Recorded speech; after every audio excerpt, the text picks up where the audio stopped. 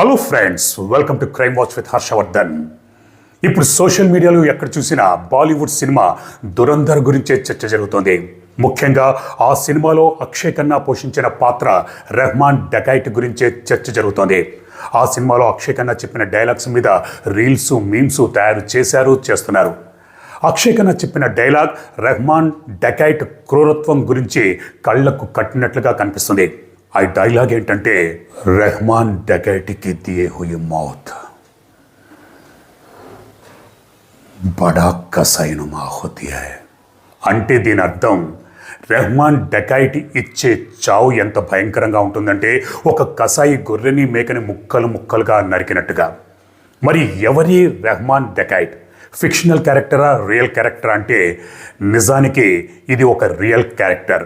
పాకిస్తాన్లోని ఒక గ్యాంగ్స్టర్ పేరే రెహమాన్ డకైట్. మనం ఈ వీడియోలో రెహమాన్ డకైట్ గురించి తెలుసుకుందాం. పాకిస్తాన్లోని కరాచీలో లెహరీ అని ఒక ప్రాంతం ఉంది. ఈ లెహరీలో బలోచులు, సింధూసులు, ఇతర మతాలకు చెందిన వారు ఎంతోమంది ఉండేవారు. ఒక విధంగా చెప్పాలంటే ఒక మిక్స్డ్ కల్చర్ ఉన్న ప్రాంతం. ఈ లెహరీ ఒకప్పుడు పేదరికం, నిరుద్యోగం తాండవిస్తూ ఉండేది. ఏ దేశంలోనైతే పేదరికం, నిరుద్యోగం ఉంటుంది, అక్కడే క్రిమినల్స్ పుట్టుకొస్తారు. ఈ లెహరీలో కూడా 1960s, 70s అన్న ప్రాంతంలో ఒక గ్యాంగ్స్టర్ పుట్టుకొచ్చాడు. అతడి పేరే దాద్ మొహమ్మద్. దాద్ మొహమ్మద్ ఎన్నో క్రైమ్స్ చేసేవాడు. అక్రమంగా ఆయుధాలు సరఫరా చేయడం, డ్రగ్స్ సరఫరా చేయడం, కిడ్నాపులు, బెదిరింపులు, బలవంతపు వసూళ్లు ఇవన్నీ చేస్తూ ఉండేవాడు. క్రైమ్ సామ్రాజ్యంలో దాద్ మొహమ్మద్ తనకంటూ ఒక పేరును సంపాదించుకున్నాడు. ఎప్పుడైతే ఒక గ్యాంగ్స్టర్ ఉంటాడో వాడికి అపోనెంట్గా ఒక ప్రత్యర్థి ఉంటాడు. అలాగే దాద్ మొహమ్మద్కి ఒక ప్రత్యర్థి పుట్టుకొచ్చాడు. అతడి పేరే హాజీలాలు.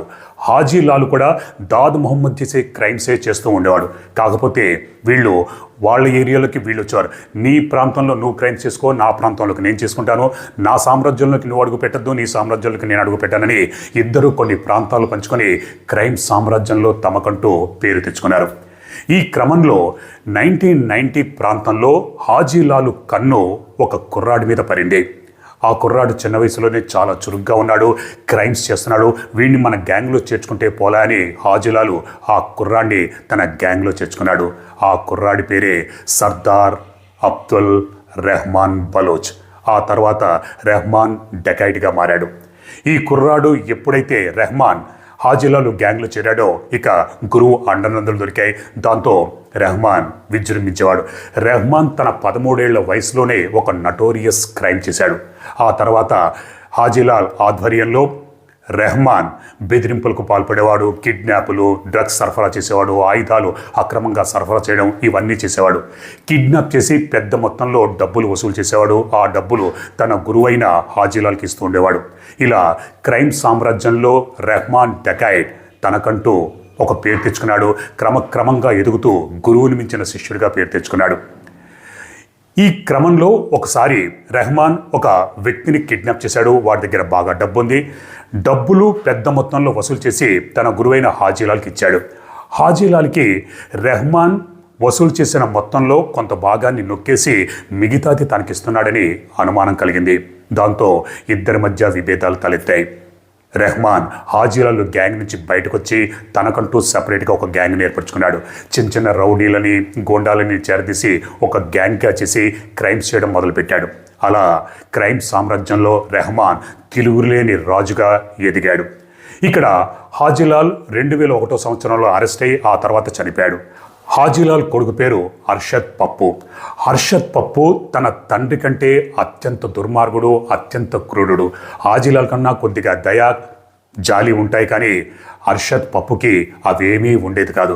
అర్షద్ పప్పు రెహమాన్ మీద పగా, కోపం పెంచుకున్నాడు. ఎందుకంటే ఒకప్పుడు తన తండ్రి గ్యాంగులో పనిచేసి ఆ గ్యాంగ్ నుంచి బయటకు వచ్చి తనకంటూ ఒక గ్యాంగ్ని ఏర్పరచుకుని తన తండ్రికి వెన్నుపోటు పొడిచాడని రెహమాన్ని అంతం చేయాలని ఎదురు చూస్తూ ఉండేవాడు. ఈ విధంగా పప్పు గ్యాంగ్, రెహమాన్ గ్యాంగ్ వీళ్ళిద్దరి మధ్య వార్ జరుగుతూ ఉండేది. ఈ వార్లో 2000 నుంచి 2003 సంవత్సరాల కాలం మధ్యలో దాదాపు 1500 మందికి పైగా చనిపోయారని ఒక వినికిడి. ఈ రెండు గ్యాంగుల మధ్య వారు జరుగుతుంటే లహరి అన్న ప్రాంతంలో మహిళలు చిన్నపిల్లలు ఇంటి నుంచి బయటకు రావడానికి భయపడేవారు. పిల్లల్ని స్కూళ్ళకి కాలేజీకి పంపించేవారే కాదు. బయటకు వస్తే ఎక్కడ ఎప్పుడు ఏ క్షణంలో ఏ బుల్లెట్ వచ్చి తగులుతుందో అని భయంతో వణికిపోయి బయటకు వచ్చేవారు కాదు. లహరి అన్న ప్రాంతం నిరంతరం కాల్పులతో కొట్లాళ్లతో మారుమోగిపోతూ ఉండేది. నో పోలీసింగ్, పోలీసులు అడుగు పెట్టేవారే కాదు. అర్షద్ పప్పు ఎప్పటికప్పుడు తన ప్రత్యర్థి రెహమాన్ని అంతం చేయాలని ఎదురు చూస్తూ ఉండేవాడు. రెహమాన్ తన క్రైమ్ సామ్రాజ్యాన్ని ఇంకా విస్తరించాలనుకున్నాడు. దానికి పొలిటికల్ అండదండలు అవసరమని భావించి బెంజీర్ భుట్టో పార్టీ అయిన పీపీపీ, పాకిస్తాన్ పీపుల్ పార్టీలో జాయిన్ అయ్యాడు. దాంతో రెహమాన్కి తిరుగు లేకుండా పోయింది. క్రైమ్స్ ఇంకా ఎక్కువగా చేసేవాడు. తన ప్రత్యర్థులకి ఎంత భయంకరంగా పనిష్మెంట్ ఇచ్చావంటే అది చెప్పుకొని ప్రతి ఒక్కరూ భయంతో వణికిపోయేవారు. చిన్న చిన్న కత్తులు, తుపాకులు, AK-47 స్థానంలో రాకెట్ లాంచర్లు సంపాదించి వాటితో తన ప్రత్యర్థుల మీద దాడి చేసేవాడు. దాంతో ప్రత్యర్థులు భయంతో వణికిపోయేవారు. రెహమాన్ డకైటీ ఒక శాంతి కమిటీని స్థాపించాడు. ఒక గ్యాంగ్స్టర్ శాంతి కమిటీని స్థాపించాడు. ఎందుకంటే పేదల అండదండలుంటే ఇక తనకు తన ఏరియాలో తిరుగుతుండని భావించి ఒక శాంతి కమిటీని ఏర్పాటు చేసి పేదలకు సాయం చేయడం మొదలుపెట్టాడు. పేదింటికి చెందిన అమ్మాయిలకి పెళ్లిళ్ళు చేయడం, వాళ్ళకి చిన్న చిన్న ఇళ్లు కట్టించడం, అలాగే వాళ్ళ చదువులకి సహాయం చేయడం, వాళ్ళకి డబ్బులు అందజేయడం, ఇవన్నీ చేసేవాడు. దాంతో పేదవాళ్ల దృష్టిలో రెహమాన్ డకైటీ ఒక రాబిన్ హుడ్లా కనిపించేవాడు. ఈ క్రమంలో అర్షద్ పప్పు లోకల్ ట్రాన్స్పోర్టర్ అయిన ఒక బాగా డబ్బున్న ఫయాజ్ మహమ్మద్ బలోచ్ని కిడ్నాప్ చేశాడు. కిడ్నాప్ చేసి పెద్ద మొత్తంలో డబ్బులు వసూలు చేశాడు. డబ్బులు వసూలు చేసినా కూడా హత్య చేశాడు. ఆ హత్య ఎంత భయంకరంగా చేశాడంటే ఫయాజ్ మహమ్మద్ డెడ్ బాడీని ముక్కలు ముక్కలుగా నరికి ఆ ముక్కలన్నింటినీ గాడిత బండి మీద వేసి లహరియన్ ప్రాంతంలో ఊరేగించాడు. ప్రతి ఒక్కరూ అది చూసి భయంతో గజగజ వణికిపోయారు. ఆ నరికేసిన ముక్కల్ని కాల్చి మురికి కాలువలో కలిపేశాడు. ఈ సంఘటన లహరిలోనే కాకుండా కరాచీ, పాకిస్తాన్లో తీవ్ర కలకలం, సంచలనం సృష్టించింది. హత్యకు గురైన ఈ ఫయాజ్ మహమ్మద్ బలోచ్ కొడుకు పేరే ఉజైన్. ఉజైన్ తన తండ్రిని అంత దారుణంగా హతమార్చిన అర్షద్ పప్పు మీద పగ తీర్చుకోవాలనుకున్నాడు. కానీ ఉజైన్ దగ్గర అంత శక్తి సామర్థ్యాలు లేవు. డబ్బు అయితే బాగా ఉంది. దాంతో అర్షద్ పప్పుని అంతం చేసే దమ్ము మగాడు ఒక్క రెహమాన్ డకైటీ అని భావించి రెహమాన్ డకైటీ దగ్గరికి వెళ్ళి శరణు కోరాడు. నా దగ్గర డబ్బుంది, నీకు ఎంత కావాలంటే అంత తీసుకో, కానీ నువ్వు అర్షద్ పప్పుని అంతం చేయాలి, ఇదే నా కోరిక అంటే దానికి రెహమాన్ డకైటీ ఒప్పుకున్నాడు. ఇక అప్పటి నుంచి అర్షద్ పప్పు, రెహమాన్ డకైటీ గ్యాంగుల మధ్య విపరీతమైన గ్యాంగ్ వార్లు జరిగేది. ఈ గ్యాంగ్ వార్లు 2009 వరకు జరిగాయి. ఈ గ్యాంగ్ వార్లో దాదాపు 2000 మందికి పైగా చనిపోయారు.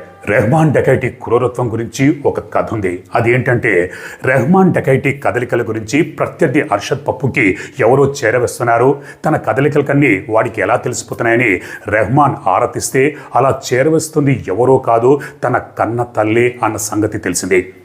అయినా సరే కన్న తల్లి అని కూడా చూడకుండా రెహమాన్ తన తల్లి గొంతు పిసికి హత్య చేసి సీలింగ్ ఫ్యాన్కి కన్న తల్లి చీర కొంగుతోనే ఊరేసి అందరికీ తన తల్లి ఊరేసుకుని చనిపోయిందని నమ్మించాడు.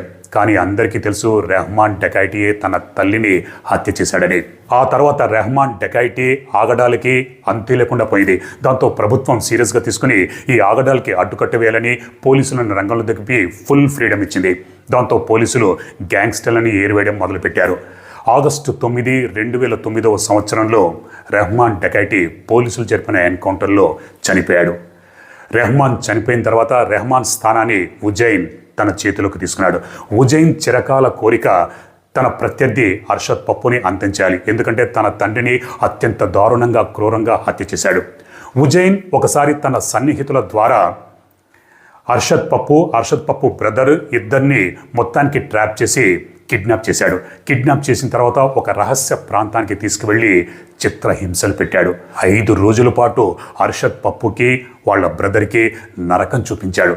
ఆ తర్వాత ఇద్దరి తలలో నరికి మొండె నుంచి వేరు చేసి ఆ మొండాన్ని గాడిద బండి మీద పెట్టి లహరి ప్రాంతమంతా ఊరేగించాడు. అందరూ భయంతో తలుపులు కిటికీలు మూసుకుంటే బలవంతంగా ఆ తలుపులు కిటికీలు తెరిపించి మీరు చూడండి ఎలా ఊరేగిస్తున్నానని ఆ ఊరేగింపుని కళ్ళారా చూసేటట్టుగా చేశాడు. ఆ తర్వాత ఆ ముక్కల్ని కాల్చి బూడిద చేసి మురికి కాలువలో కలిపేశాడు. అనుకోకుండా ఆ ఊరేగింపుని ఎవరో వీడియో తీశారు. ఆ తర్వాత అది సోషల్ మీడియాలో, పాకిస్తాన్ టెలివిజన్లో ప్రసారమైంది. అది చూసిన ప్రభుత్వం, పోలీసులు కూడా గజగజ వణికిపోయారు. ఆ తర్వాత ప్రభుత్వం ఇక చాలు, అకృత్యాలు మితిమీరిపోతున్నాయి, వీటికి అడ్డుకట్ట వేయాలని రంగంలోకి దిగింది. దాంతో పోలీసులు గ్యాంగ్స్టర్లని ఏరివేయడం మొదలుపెట్టారు. 2013 సంవత్సరంలో ఉజైన్ పాకిస్తాన్ వదిలి విదేశాలకు పారిపోయాడు. 2016 సంవత్సరంలో ఉజైన్ మళ్ళీ తిరిగి పాకిస్తాన్కి వచ్చాడు. ఆర్మీకి ఈ విషయం తెలిసి ఉజైన్ అరెస్ట్ చేసి జైలుకు పంపించింది. ఇక అప్పటి నుంచి దాదాపు 9 సంవత్సరాల నుంచి ఉజైన్ జైల్లోనే ఉన్నాడు. ఆ తర్వాత లహరి క్రమక్రమంగా సద్దుమణిగింది. శాంతియుత పరిస్థితులు నెలకొన్నాయి. పూర్తిగా ఇప్పుడు మారిపోయింది. దురంధర్ సినిమాలో రణవీర్ సింగ్ హీరో అయినప్పటికీ క్రెడిట్ అంతా అక్షయ్ ఖన్నా కొట్టేశాడు. ఇంతకుముందు యానిమల్ సినిమాలో రణబీర్ కపూర్ హీరో అయినప్పటికీ బాబీ డియోల్ క్రెడిట్ అంతా కొట్టేశాడు. ఇప్పుడు అక్షయ్ ఖన్నా టైం వచ్చింది. అక్షయ్ ఖన్నా టాలెంట్ ఉన్న యాక్టర్. క్యారెక్టర్ పడాలే కానీ చెలరేగిపోతాడు. ఇప్పుడు అద్భుతమైన క్యారెక్టర్ దొరికింది. దాంతో మంచి పేరు తెచ్చుకున్నాడు. సినిమాలో విలన్లకి పేరవడం కొత్తేమీ కాదు. కాకపోతే ఆ నటుడికి టైం రావాలి అంతే. ఉదాహరణకి మహాభారతంలో దుర్యోధనుడు ఒక విలన్, కానీ ఎన్టీఆర్ పోషించడం వల్ల దుర్యోధనుడు కాస్త హీరో ఇమేజ్ వచ్చేసింది. ఎన్టీఆర్ చెప్పే ఆ డైలాగ్ డెలివరీ, ఆ డైలాగులు, దాంతో దుర్యోధనుడు కాస్త హీరో అయిపోయాడు. అలాగే ఎస్వి రంగారావు రావణాసురుడు క్యారెక్టర్ పోషించిన, కీచకుడు దుర్యోధనుడు క్యారెక్టర్ పోషించిన వాటికి అద్భుతమైన పేరు వచ్చింది. దానికి కారణం ఆ నటులు నటించే విధానం. అలాగే షోలే సినిమాలో గబ్బర్ సింగ్ క్యారెక్టర్ గురించి మనకు అందరికీ తెలిసిందే. అందులో అమితాబ్ బచ్చన్, ధర్మేంద్ర ఉన్నా కూడా మొత్తం క్రెడిట్ అంతా అమ్జద్ ఖాన్ కొట్టేశాడు.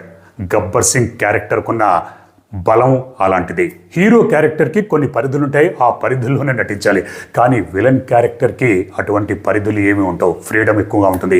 దాంతో నటులు చెలరేగిపోతారు. ఇప్పుడు అక్షయ్ ఖన్నా కూడా చెలరేగిపోయాడు, మంచి పేరు తెచ్చుకున్నాడు. ఇక సినిమాకి సంబంధించిన కథంతా పక్కన పెడితే అక్షయ్ ఖన్నా పోషించిన ఆ రెహమాన్ డకైటీ క్యారెక్టర్ గురించి ఇప్పుడు సోషల్ మీడియాలో చర్చ జరుగుతోంది. మీరు కూడా దురంధర్ సినిమా చూస్తే మీరేమనుకుంటున్నారో మీ అభిప్రాయాన్ని కామెంట్స్ రూపంలో నాకు తప్పకుండా తెలియజేయండి. మరో నిజమైన క్రైమ్ స్టోరీతో నేను మళ్ళీ మిమ్మల్ని కలుసుకుంటాను. Have a nice day.